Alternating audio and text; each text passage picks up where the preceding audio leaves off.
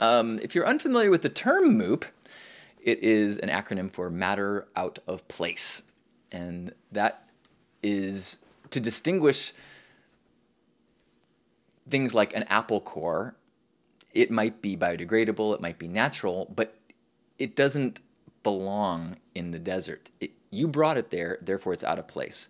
So that means a hair fiber, a toenail clipping, a sequin, anything that wasn't at a location before you got there is out of place and needs to be removed.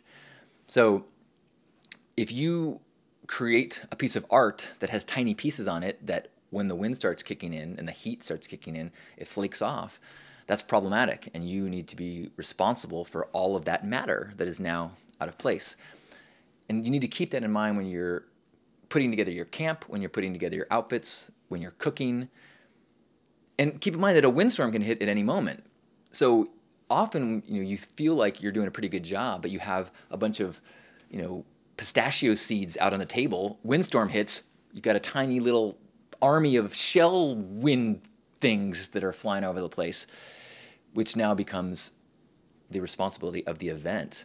And you've now turned your responsibility into everyone else's burden. So the whole point of being aware of MOOP is, one, to try to not do things that will create it.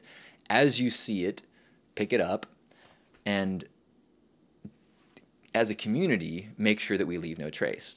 And MOOP is kind of the rallying cry to make sure that we are able to leave the Black Rock Desert, or anywhere that there is a 10 principle event, we leave it in the condition that we found it or better.